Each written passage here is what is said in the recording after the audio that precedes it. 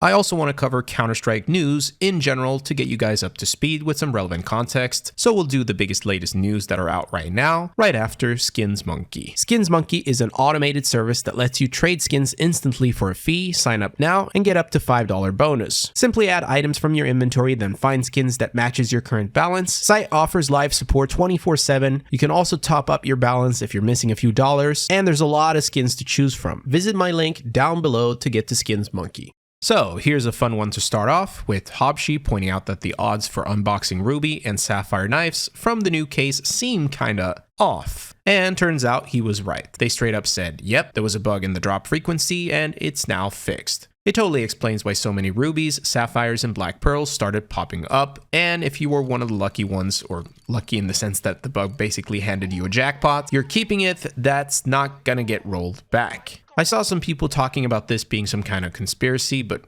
really? This is just Valve being Valve. You're reading too much into it. But speaking of skins, according to CSGOCaseTracker.com, which pulls data from CS2 floats to create a somewhat decent rough general estimation, 35 million just last month, which would typically be around $2.5 to open. Multiply that by all cases, and Valve's revenue would amount to about $87.5 million.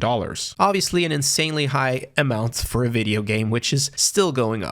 And then on top of that, there are most likely other variables at play, which would boost it even higher. But yeah, CS2 is obviously Valve's money printing machine. And if we look at the history, there's obviously something going on right now. The skins update is clearly helping, and Valve are doing very well for themselves, even with the update itself being very lackluster. So whatever you may think as a player who only cares about the game, even if you don't get what you want from this game, Valve clearly get what they want from this game. They're essentially farming case openers and being insanely profitable right now, but it's important to understand that just because Valve is making bank doesn't automatically mean that they'll invest more time into improving the game. What I'm saying is making more money doesn't automatically mean the game gets better, and that is the sad truth. So the mindset is basically, we'll keep things running the way they are, slow and safe, then drop one of these big skins update a few times because it obviously works. People can't stop opening cases. And for us who are playing Counter-Strike out of passion and love for the game, it sucks. It absolutely sucks. It doesn't feel like a fair exchange. But speaking of exchanges, m0nesy, the star opera who plays for G2, is reportedly joining Falcons before the next major, according to Nell. This is a big move, and it means that he'll be reunited with Nico and is expected to replace Dexter, which doesn't seem too happy about how things are developing, but who knows, this might be totally unrelated. According to Overdrive, the transfer is valued at around $2 to $2.5 million.